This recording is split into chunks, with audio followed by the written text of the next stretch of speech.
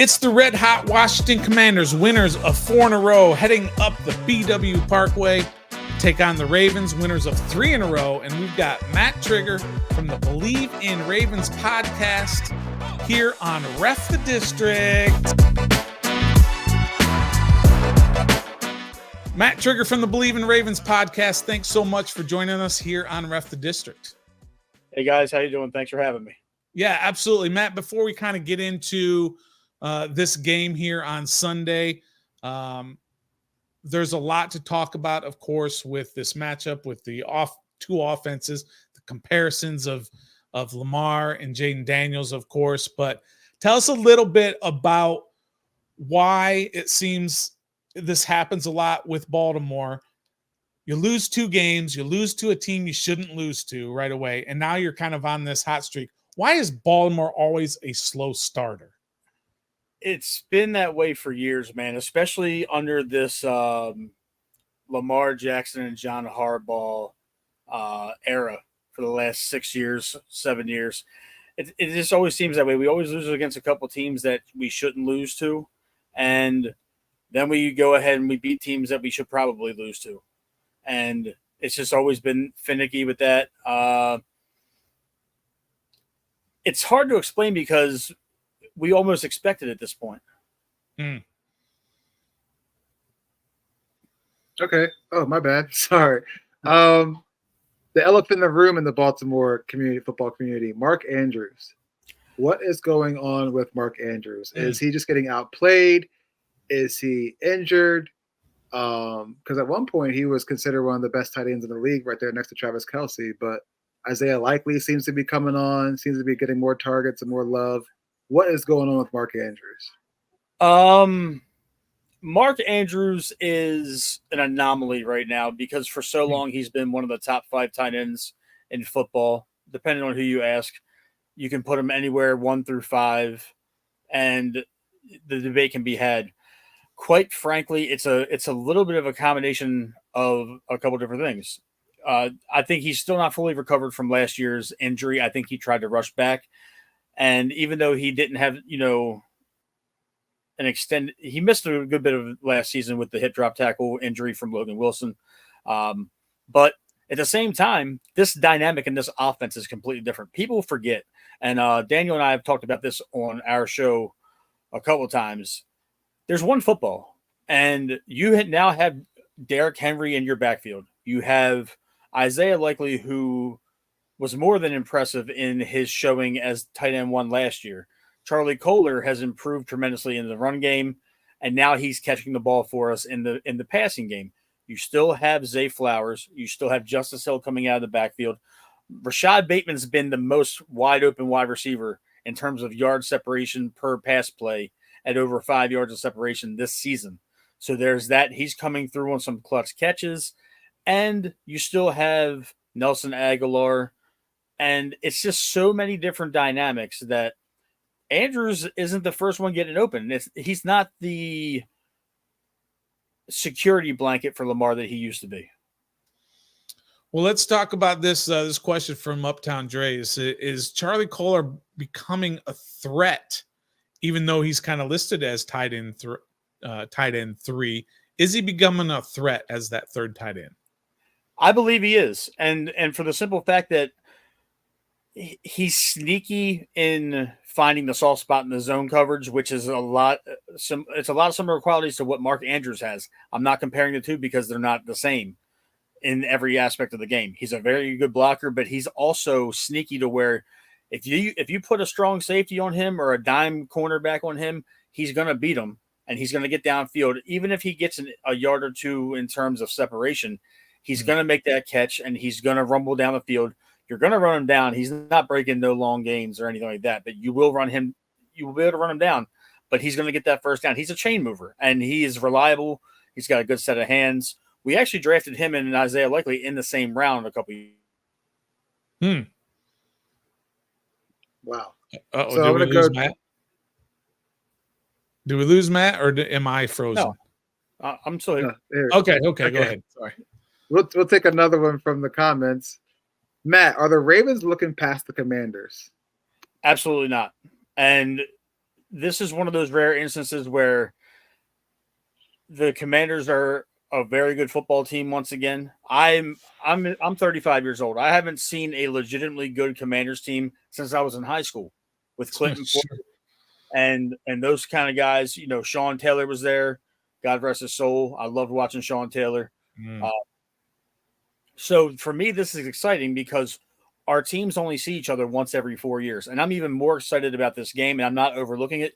You guys are playing fantastic football right now. The number one offense versus number two offense in the entire league. And how many times in this league are we going to see Jaden Daniels versus Lamar Jackson? To me personally, this might be a 1 of 4 or a 1 of 3 meeting. We don't know how many times we're going to get to see this. And if you guys are continually good and we're continually good, we're going to get that every other year meeting based on the strength of schedule and the record from the year before that they do for that 17th game. They can make this a yearly or a semi-yearly thing as opposed to every 4 years. It's good for you guys.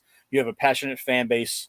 And I personally am not overlooking you guys because I've seen what you guys have been doing to people. So I'm not, this isn't, this is Washington. 5 years ago, 4 years ago, even last year. Yeah, this is just Washington. You know, this is a game we would overlook and lose. But we have to take into account that we're seeing the most prolific rookie quarterback since Lamar Jackson coming into this league. Right. And he has the league on fire. Yeah. Yeah, or maybe we'll see you all in Arizona in February. That would be a wild atmosphere. It would. From our buddy Gus Bus here, he says, "Do you think Justice Hill may have more of an impact in the game than Derrick Henry?" No, because right now Derrick Henry has 572 yards and 6 rushing touchdowns through 5 games, and I don't think your defense has seen anybody like Derrick Henry yet this year. And to be fair, you guys have played very good defensive football, but you guys haven't seen a rushing attack like this yet. That's correct. And I'm not saying that in a braggadocious way. I was skeptical because Derrick Henry's first game as a Raven, he ran for 46 yards. And then so you were worried. I wasn't worried. I was like, this is going to be a little bit because he didn't play in the preseason. So that was like a preseason game. Kansas City was a preseason game for all of our starting offense. So now he gets that like 85 area. You know, he's starting to feel himself. He scores a couple touchdowns. Then he sees Dallas, 150 yards. Now he goes against Buffalo and is 1 yard shy of 200. And then in a game where he wasn't really used much because of the constant airing it out, he has 96 yards on the ground against the Cincinnati Bengals in that overtime throw last week. So Justice Hill didn't have as much of an effect in the last week's game. The way the offense is now tilting, this is Derrick Henry's show with the and Lamar's a sideshow in all this. Even though he had the 348, passing yards, an extra 55 on the ground, he scored 5 touchdowns last week. It's crazy to say that he is the sideshow because for the last 3 weeks, that was Lamar's breakout game this year in terms of overall offensive production. Derrick Henry had 210 all-purpose yards on Sunday Night Football, and he's getting going. He's one of those running backs where it'll be one of those situations where he runs for 3 yards, and then that 3 yards will become 5, and that 5 yards will become 10, and that 10-yard run is going to be a 26-yard gain with a broken tackle.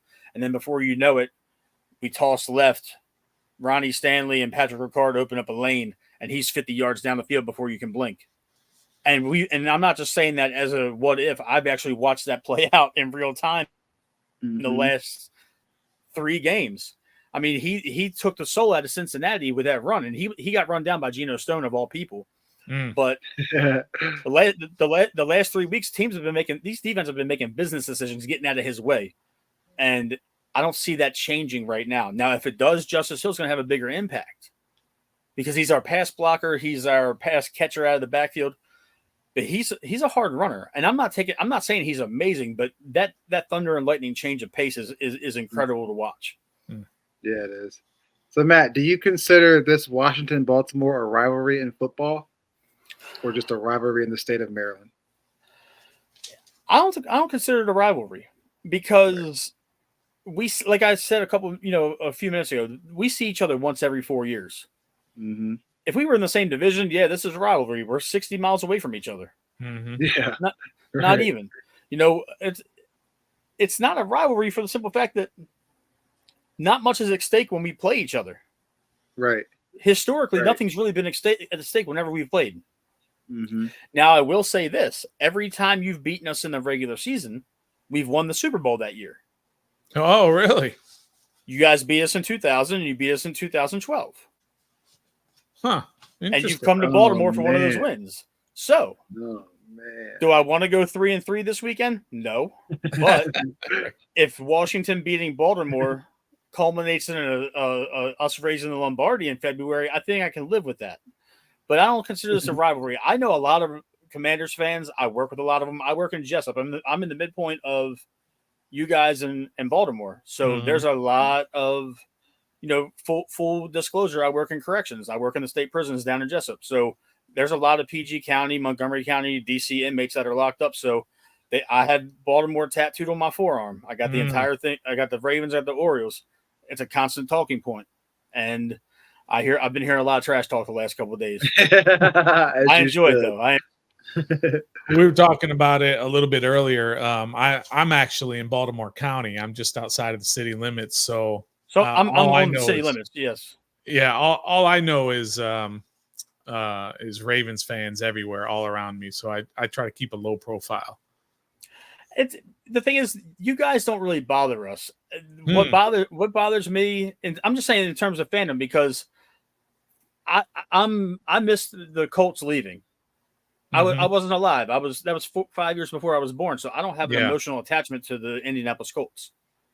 So when there was no football team here for 14 years, you had to root for somebody. And if you're going to stay local and stay loyal, it was Washington. Yeah. So I don't understand. I mean, I don't fault anybody for being up this way and being a Commanders fan, because at one point in time it was that or the Cowboys or the Steelers or the Eagles, and that just sounds disgusting. Yeah, so that's right. So I mean, what will blow my mind, I don't want to get sidetracked, is I know a lot of people that live in DC, PG, and Montgomery County, and the amount of Cowboys fans down there is astounding. Yeah, it is. Yeah, it's ridiculous. There's more Cowboys fans over there, it seems like, than there is actually in Dallas. Yeah, because Dallas knows the real deal. Let me ask you this from Franchise Talk, basically saying, are you more concerned about Jaden Daniels, the runner, or Jaden Daniels, the passer? Before Marlon got into a walking boot, I would have said the runner. But we got sliced and diced by Joe Burrow this past Sunday. I'm going to preface this by saying that nobody is the passer that Joe Burrow is, with the exception of Patrick Mahomes, when he's healthy and when his targets are healthy. So let me just get that out of the way. I despise Joe Burrow. I think the Cincinnati Bengals fan base is some of the most entitled and egomaniacal people for never winning anything in the franchise's history. But that's for a whole other show. I'm more worried about what he can possibly do in the air if Marlon Humphrey doesn't play, because Marlon Humphrey has been positioned where he should have been from day one. He is our inside slot corner, and he does well jamming guys, being physical, and not having to cover the number one guy. You got Brandon Stevens, who's been playing like an all-pro for a year and a half now on one side, and then you got Nate Wiggins, our first-round pick, on the other side. We're getting Arthur Millette back soon. So slotting Marlon inside has been rejuvenating to his career. He's also lost a couple pounds. He's gotten healthy. So seeing Marlon in the walking boot gives me a lot of pause, because I don't know if this is going to be a situation where tomorrow at 4:00 when they release the injury report, Marlon's going to miss Sunday.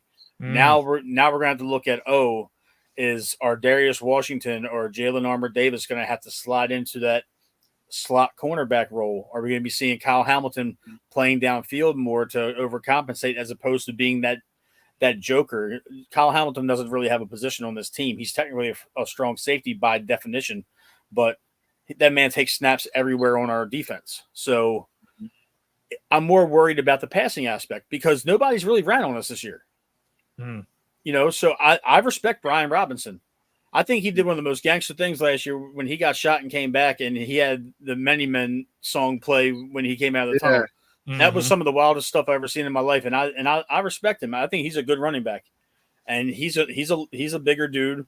I think you'll be able to move the ball a little bit on this defense, but when it comes to the run game, not many people are running on us. Zach Moss was getting chunk plays, but they were far and few between. Just in talking about the most recent game. So a lot of they always say the game is one of the trenches, but where do you think, or what do you think is going to be the X factor for this game? Like, where do you think the game is going to be won? Running game, passing game, defense? What do you think is going to be? I think it all depends on how our defense plays. Because right now, our offense, the last 2 games, they've scored almost 80 points.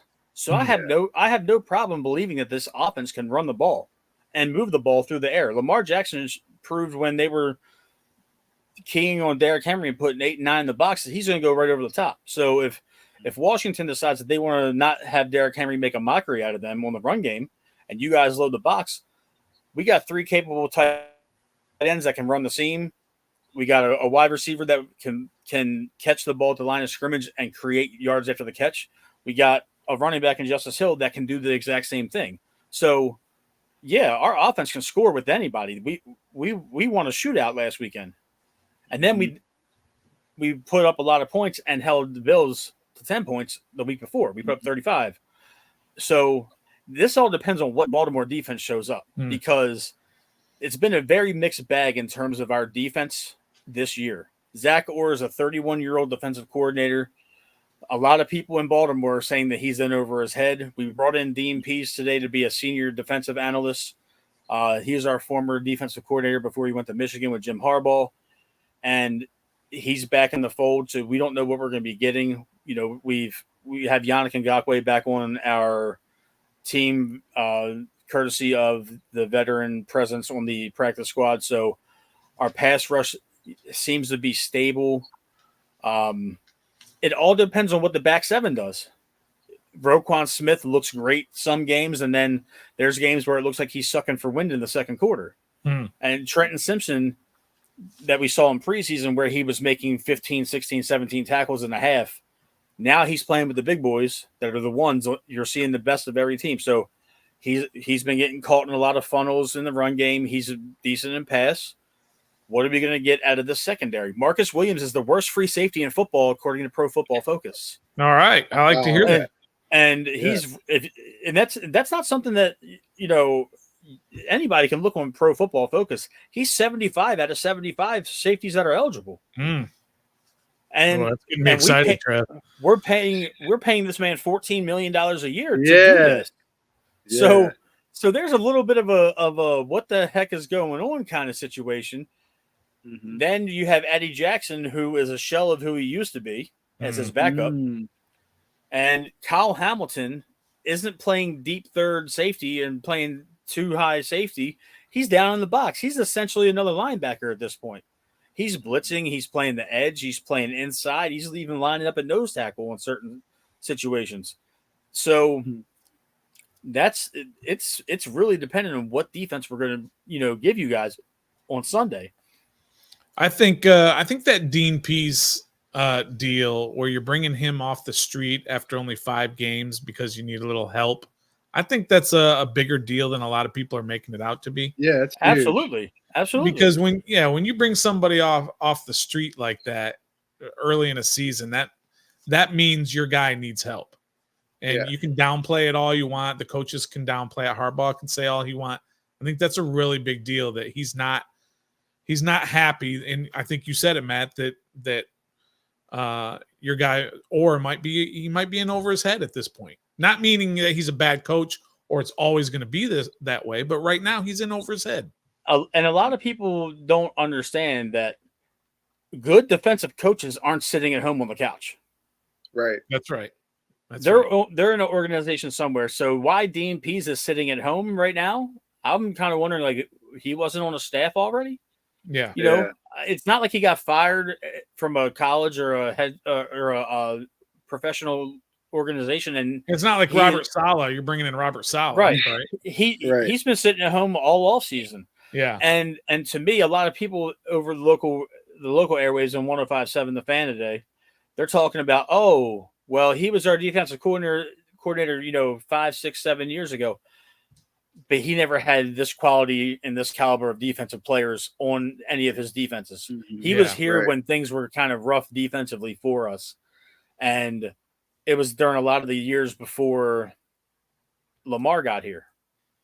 Yeah. So a lot of people were like, oh, is he going to take this defense? I don't think he's taking the defense over, but there's some lack of a trust factor in him to be bringing Pease in, even though Orr said that he wants him here, which is the company line. I'm not being critical of this, guys, but it says something when you're 5 games into your first season as a defensive coordinator, and they're bringing in a former defensive coordinator as a senior advisor. To me, that screams you need some help. Yes. And I'll say this, and I don't know if you've talked to a whole lot of Baltimore content creators or fans in general. Harbaugh is the ultimate delegator as a head coach. He was a special teams coordinator 17 years ago. And he's never been an offensive or a defensive coordinator before he became a head coach. Yeah. So he's leaning on people that know what they're doing.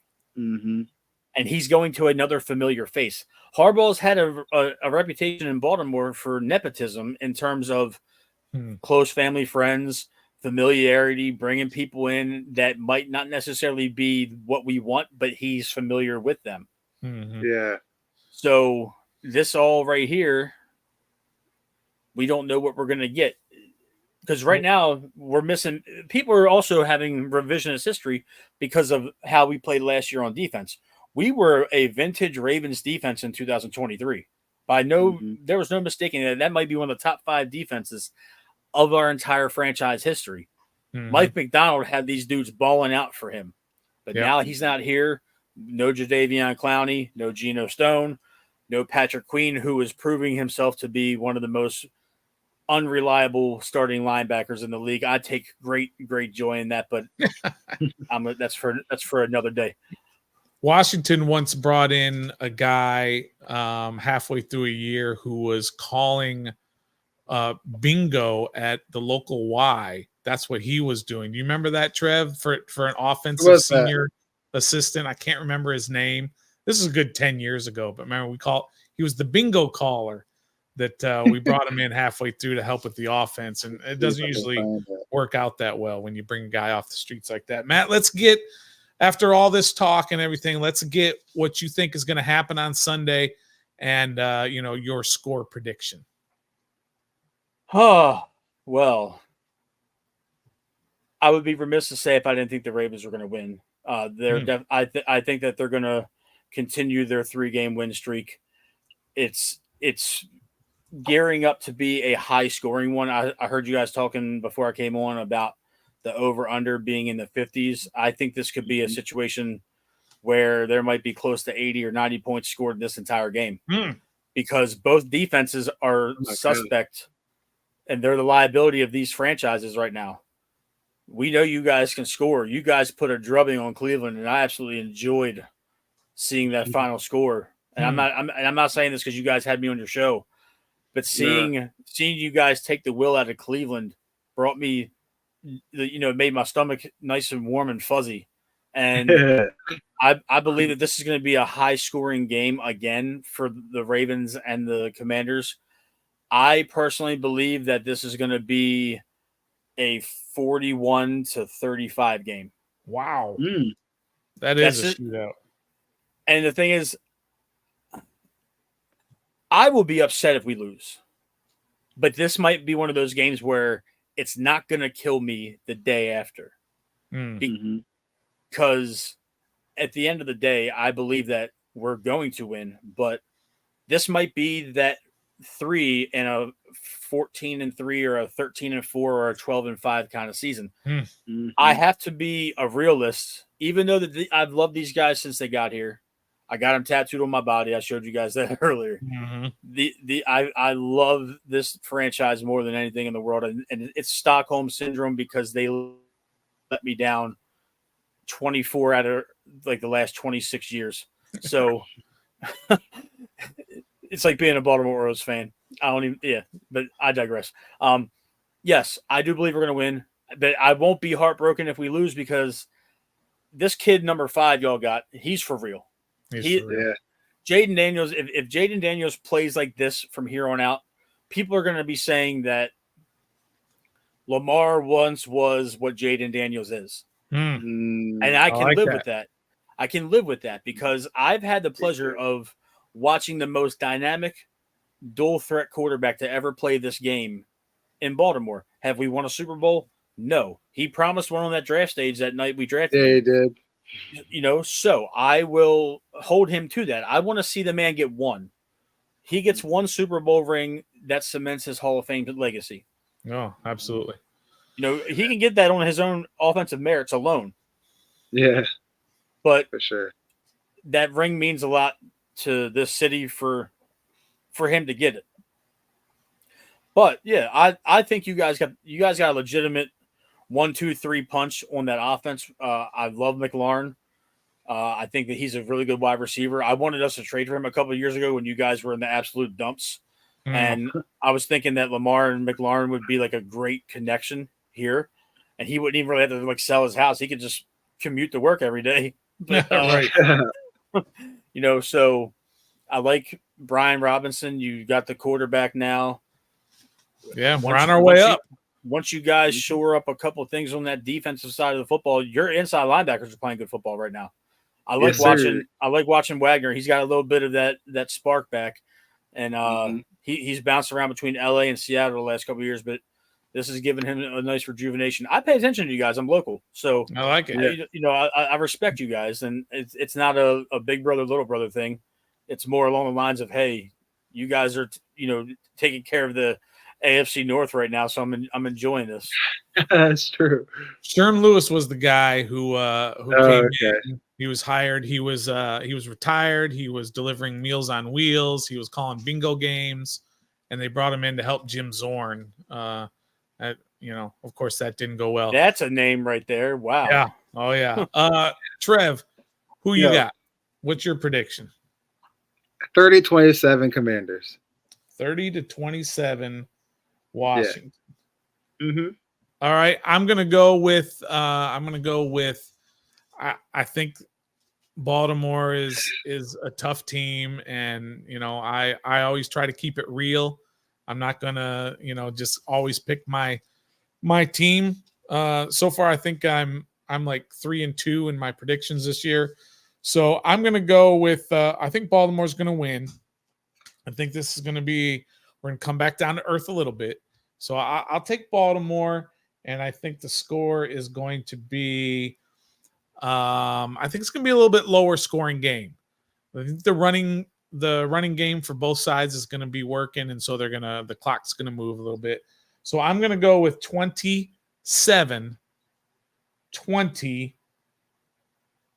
It's going to be a close game. Washington's going to make a run at the end, but can't quite catch up. Hey, Trev, he lives near us now, so the purple and black is starting to seep into the soul a little bit. I know. All right, Matt, thanks for stopping by here on Ref the District. Matt Trigger from the Bleav in Ravens podcast. Matt, where can we find you kind of on all your socials and such? You can find me on Facebook at Matt Trigger. I interact with all of our listeners and our fans over there on Bleav in Ravens with Daniel Wilcox. On Instagram, mtrig89, on X, BWATB podcast. And it's been a pleasure. I did want to ask you guys one thing before you let me go. Yes, sir. Yeah. How does it this is more, I guess, for you, Stoner, than Trev. How does it feel listening to Vinny Serrato on radio every day, knowing that he destroyed your franchise? Yeah, I don't listen to him. I listen to a podcast from DC, from 106.7, The Fan, of course, Gotcha. With the Junks and Grant and Danny and B. Mitch and Finley, all those guys. I have heard them, of course, if driving around. I'll hear Vinny Serrato on 105.7, The Fan, and he just angers me, so I immediately turn it off. I don't like the guy. Understandable. He helped ruin our franchise. It's been a pleasure on this show, fellas. You guys are great. All right, take care, Matt. And yep, and we'll see you down the road. Maybe we'll see you in Arizona in February. That'd be great. I'd love to run it back. I-95 Classic on the West Coast. Love it. All right. Yeah. Take care, Matt. All right, thanks, See you, guys. Matt.